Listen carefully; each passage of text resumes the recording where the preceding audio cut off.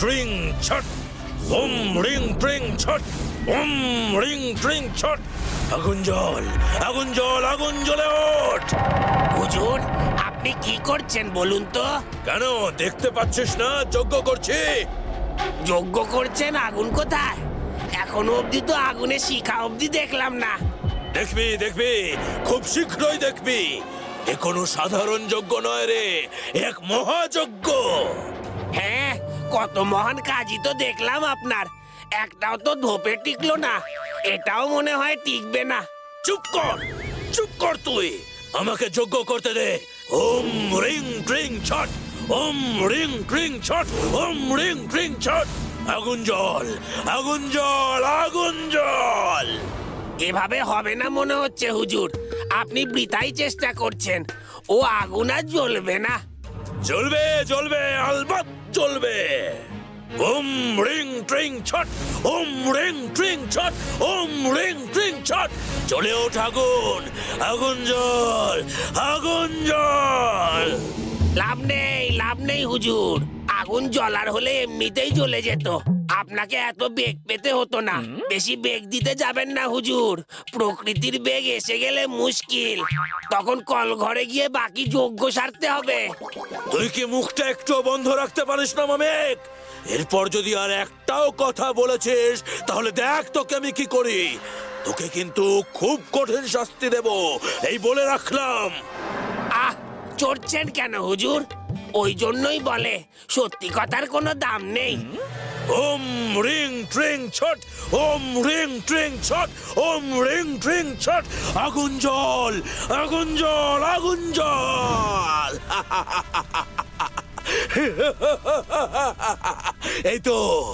এই তো জ্বলেছে আগুন। ওম রিং ট্রিং ছট, ওম রিং ট্রিং ছট, ওম রিং ট্রিং ছট। যা, এত কাণ্ড করে শেষে কিনা একটা ঘন্টা বের হলো। চুপ কর মামেক, মেলা ফ্যাচ ফ্যাচ করিস না। এ ঘন্টা কোনো সাধারণ ঘন্টা নয় রে, এ হলো মন্ত্রপুত ঘন্টা। তাই নাকি হুজুর? মন্ত্রপুত ঘন্টা?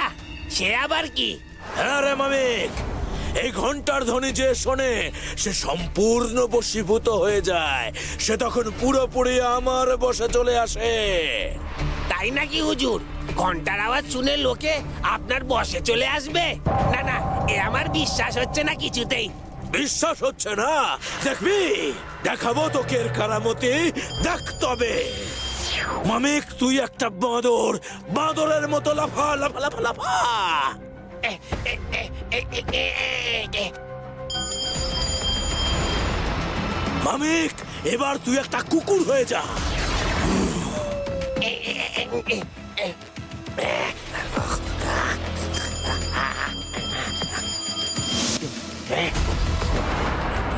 হুজুর, কি হয়েছিল আমার? তুই এতক্ষণ আমার বশে ছিলিস, বুঝেছিস? বাঁদরের মতো লাফালাফি করেছিস, তুই কুকুরের মতো ঘেউ ঘেউ করেছিস। সবই এই ঘন্টা বাজানোর ফল। তাই নাকি হুজুর? তাহলে তো এই ঘন্টার দারুণ শক্তি।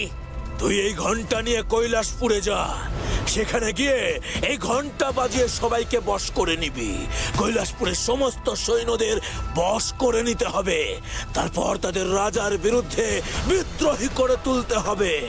সব সৈন্যরা রাজার বিরুদ্ধে চলে গেলে রাজার সিংহাসন এমনিতেই আর থাকবে না। সেই সুযোগে সেখানে গিয়ে সিংহাসন দখল করব আমি। আমি তখন হব কৈলাসপুরের রাজা।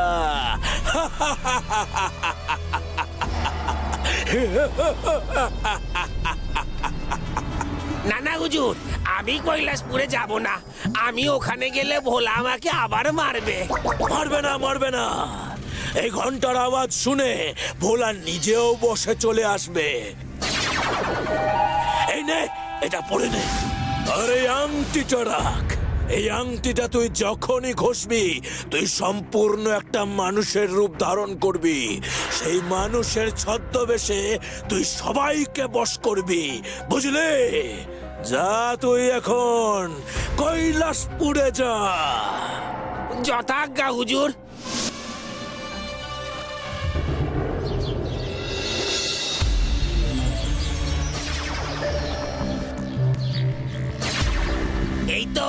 আমি মানুষ রূপ ধারণ করে নিয়েছি। এবার একে একে সবাইকে বশ করার পালা। ওই তো দুটো বাচ্চা ছেলে আসছে।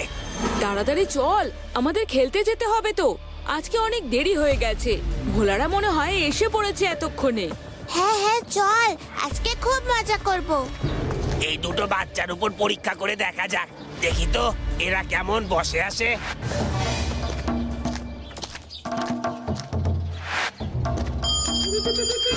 এই ছেলেরা, তোরা বাঁদর হয়ে যা।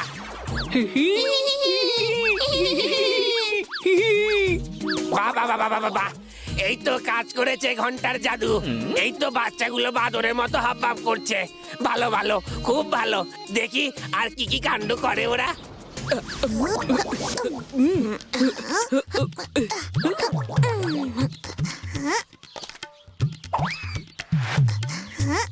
এই খোকা বাবু, কলা নেবে? 20 টাকা ডজন কিন্তু।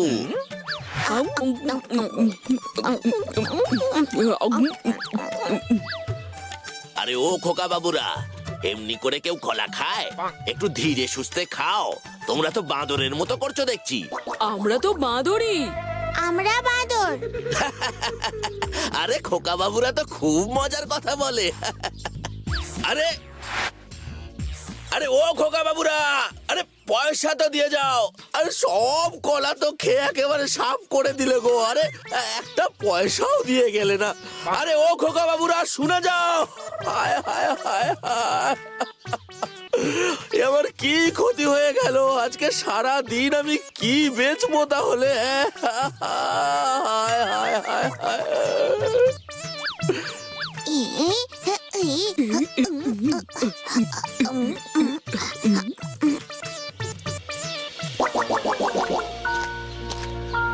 কি হয়েছে গো কাকা, তুমি এভাবে কাঁদছো কেন? দেখো না খোকা বাবু, এর আগে দুজন খোকা বাবু এসেছিল। তারা সব কলা খেয়ে চলে গেছে, আর কলার দামটাও দিয়ে যায়নি। ওরা কেমন যেন অদ্ভুত আচরণ করছিল। ওরা বলছিল ওরা নাকি বাঁদর। তাই নাকি কাকা? কোথায়, কোন দিকে গেছে ওরা? ওই যে গাছে গাছে লাফিয়ে বেড়াচ্ছে, দেখো না। এ কি, নন্দী শিবু তোরা? ও ভোলা দাদা, এই নন্দী দাদা আর শিবু দাদার কি হলো গো? ওরা এরকম বাঁদরের মতো লাফালাফি করছে কেন? সত্যি তো ভারী আশ্চর্যের বিষয়। এই নন্দী, এই শিবু, নন্দী, শিবু, তোরা গাছে কি করছিস? নেমে আয়, নেমে আয় বলছি।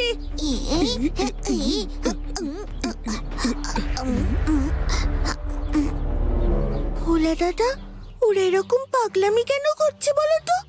সেটা তো আমিও বুঝতে পারছি না রে। নন্দী শিবুর হঠাৎ করে হলোটা কি? আর শিবু তো খুব ভীতু, ও কি করে গাছে উঠে লাফালাফি করছে? আগে ওদের গাছ থেকে নামানো দরকার। দাঁড়া, আমি ব্যবস্থা করছি।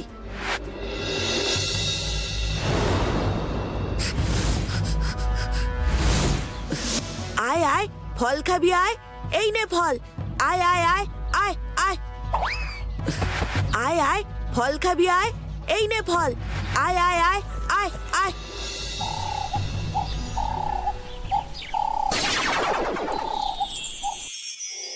আজ ছুটির দিন, কি মজা বল। স্কুলে যেতে হবে না, সারা দিন খেলতে পারবো। হ্যাঁ ঠিক বলেছিস। আর ওই ফোলাদের মুখও দেখতে হবে না। স্কুলে গেলেই তো ওদের মুখ দেখতে হয়, আর ওরা অমনি রেশারেশি শুরু করে দেয়।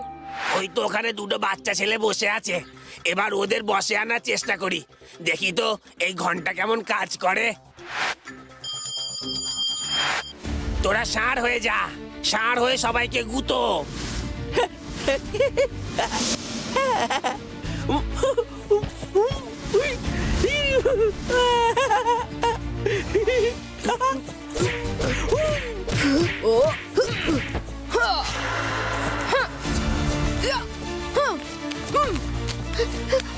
ভোলা দাদা, এরা যে আবার আমার পেছনে পড়েছে গো, আমাকে বাঁচাও।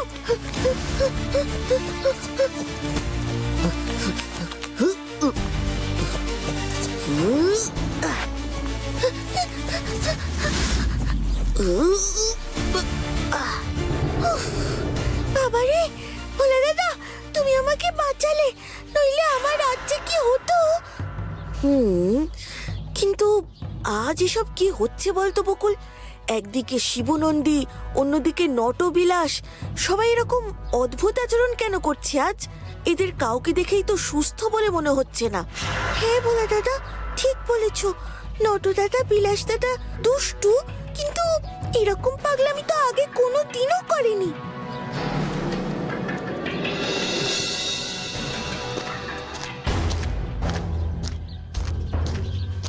আরে বাবা, তাড়াতাড়ি পা চালাও সবাই।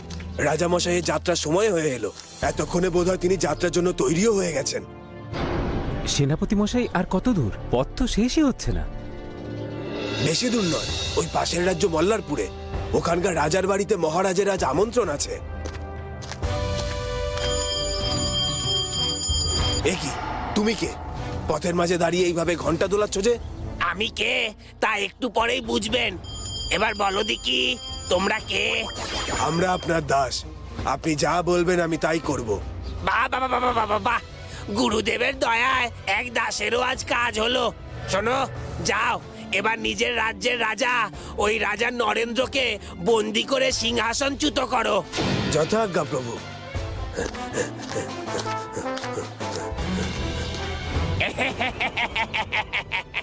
এবার বুঝি গুরুদেবের এই কৈলাসপুরে সিংহাসন দখল করা কেবল সময়ের অপেক্ষা।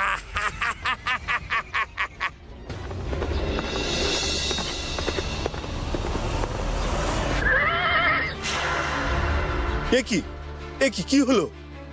কেউ আপনার পথ আটকেছে বলে মনে হচ্ছে। সে কি, আমার রাজ্যে আমারই পথ আটকালো কে? ও সেনাপতি, কোথায় ছিলে এতক্ষণ? বললাম তোমায় আমি মল্লারপুর যাব। নাও এখন চলো দেখি। আপনার কোথাও যাওয়া হবে না মহারাজ। কিন্তু কেন? কারণ আপনাকে আমরা বন্দি করতে এসেছি। মানেটা কি? আমি দাঁড়িয়ে আমার রাজ্যে, তুমি আমারই সৈন্যদলের সেনাপতি, আমার সৈন্য নিয়ে আমাকেই বন্দি করবে? হ্যাঁ মহারাজ, আমাদের কাছে সেই রকমই আদেশ আছে। আমার রাজ্যে আমি ছাড়া তোমাকে অন্য কে আদেশ দিল সেনাপতি? আর তুমি তার আদেশ পালন করছোই বা কেন? এত কথা আমি জানি না মহারাজ। আমাদের বলা হয়েছে আপনাকে বন্দি করতে, তাই আমরা আপনাকে বন্দি করছি। রাজাকে বন্দি করে সিংহাসন হাতাবার তাল তো ছিল আমার। এই সেনাপতিরও আবার কবে থেকে ওই সিংহাসনের দিকে চোখ পড়লো রে বাবা? এই এই এই মুখ সামলে কথা বলো সেনাপতি। মুখে এত বড় বড় কথা বলো, মহারাজের প্রতি নাকি তুমি অনুগত। এই তোমার আনুগত্যের পরিচয়? আমাদের কাছে যা আদেশ আছে তা আমাদের পালন করতেই হবে। আপনি এখন থেকে আমাদের হাতে বন্দি মহারাজ। হায় হায় হায় হায়, এ কি অলক্ষণের কথা! নিজের সেনাপতির হাতে নিজেকেই এইভাবে বন্দি হতে হবে নাকি?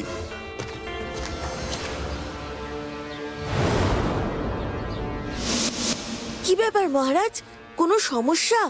সমস্যা বলে সমস্যা?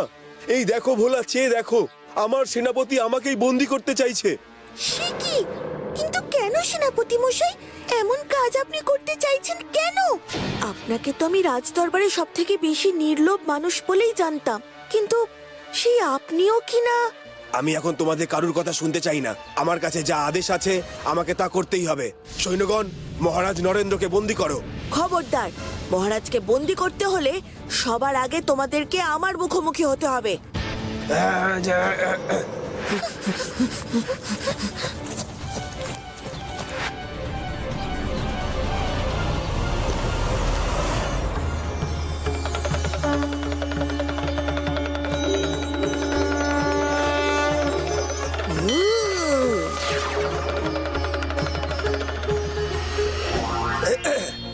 এ কি, আমরা এখানে কি করছি? মানে আপনি আমাকে ধরতে এসেছেন? আপনি শুধু ভোলা দাদাকে নয়, মহারাজকেও ধরতে চাইছেন? কিন্তু কেন? আমি আমাদের মহারাজকে বন্দি করতে চাইবো কেন? সে তো আপনিই ভালো জানেন।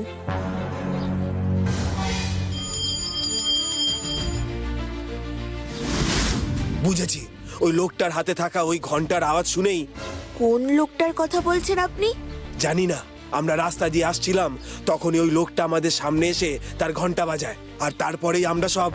বুঝেছি, তার মানে শুধু আপনাদেরই নয়, নন্দী, শিবু, এমনকি নটবিলাসেরও ব্যবহারে এই পরিবর্তনের কারণ হলো ওই ঘন্টার ধ্বনি।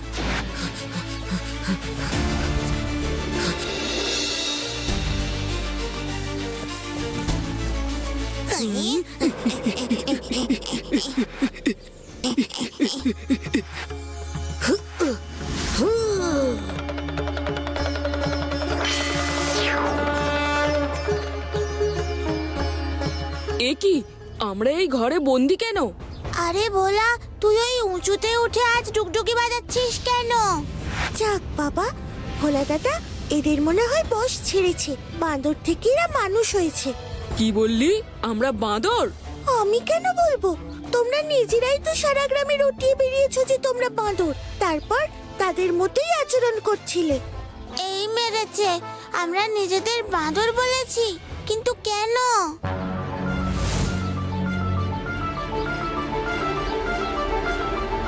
বুঝেছি, এই সব কিছু হয়েছে ওই ঘন্টাধ্বনি আমাদের কানে যাওয়ার পরেই। চল এবার আমাদের নটবিলাসকেও সারাতে হবে। ওদের আবার কি হলো? তোমরা হয়েছিলে বাঁদর আর ওরা হয়েছে ষাঁড়। লোকজন দেখলেই কুতোচ্ছে।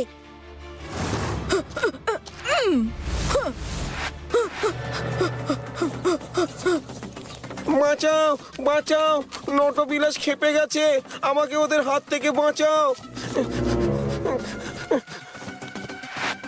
ভোলারে, আমায় এই নটবিলাসের হাত থেকে বাঁচা, নইলে ওরা যে আজ আমাকে শেষ করার পরিকল্পনা করেছে। তুমি কিচ্ছু চিন্তা করো না মাধব কাকা, আমি এক্ষুনি ওদের সারিয়ে তুলছি।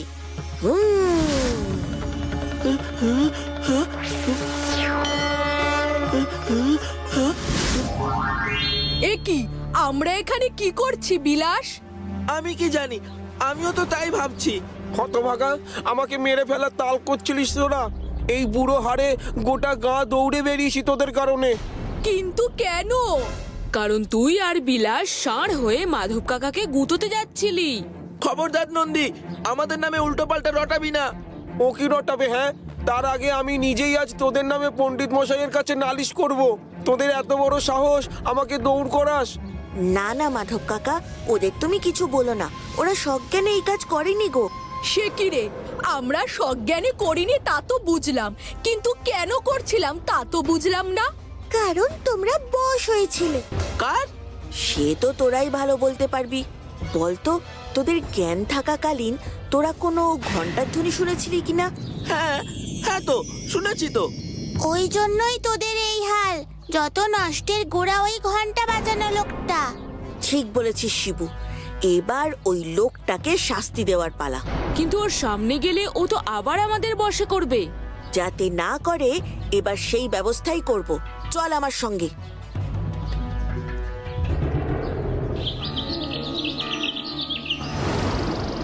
একবার ওই মহারাজকে সেনাপতি বন্দি করে ফেললেই আমি গুরুদেবকে খবর দেব। তোমার এই চাল আর কোনো দিনও সফল হবে না, বুঝলে? এই ভোলা, দাঁড়া। বৃথা চেষ্টা করছো। তোমার সব পরিকল্পনা আমি বানচাল করে দিয়েছি, আর এবার তোমার পালা। হুইয়া! হুঁ, মামিক তুই? তার মানে এই সব ভিমানির কারসাজি? দাঁড়া, আজকে আমার হাত থেকে তোর আর নিস্তার নেই। হুইয়া! হুয়া! ইয়া! হু! ইয়া! হু! ইয়া! হু! ইয়া! হুইয়া! হুয়া! ইয়া! হু! ইয়া! হুইয়া! হুয়া! ইয়া! হু! ইয়া! ইয়া! হু! ইয়া! আমি গুরুদেবকে বলেছিলাম ওর পরিকল্পনা বিফল হবেই, আর আমি আবার ভোলার হাতে মার খাবো। প্রতিবার কেন যে আমি এইভাবে ফেসে যাই কে জানে। কারণ তোরা প্রতিবার ভোলা দাদাকে লড়াইতে হারাতে চাস। কেন যে করিস জানিস না নাকি, যে ভোলা থাকে যেখানে অসাধ্য সাধন হয় সেখানে। জয় ভোলেনাথ।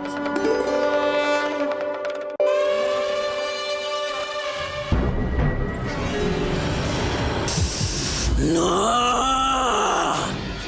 এ হতে পারে না, কিছুতেই হতে পারে না। আমি এত সহজে ভোলাকে কিছুতেই ছাড়বো না। আজ আমার জাদু বিফল হয়েছে ঠিকই, কিন্তু এর পরেও অনেক জাদু আছে আমার কাছে। যদি আমি ঠিক এইভাবেই ভোলাকে প্রতি পদে পদে বিপদে ফেলতে থাকবো, একবার না একবার তো ভোলাকে পরাস্ত হতেই হবে, আর আমি সেই দিনের অপেক্ষাতেই আছি। আমার স্থির বিশ্বাস সেই দিন আর বেশি দূরে নেই ভোলা। আমার হাত থেকে তুই সেদিন আর নিস্তার পাবি না, কিছুতেই না।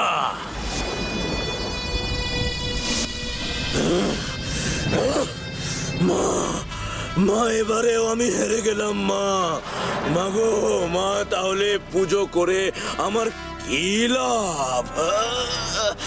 তোমার পুজো করে আমার কি লাভ যদি তুমি আমাকে সেই শক্তি না দাও যে শক্তিতে আমি ভোলাকে পরাজিত করতে পারি? না না না না না না না, আমি হারতে পারি না, আমি জিতবই। আর একদিন ওই কৈলাসপুরের রাজা হবই।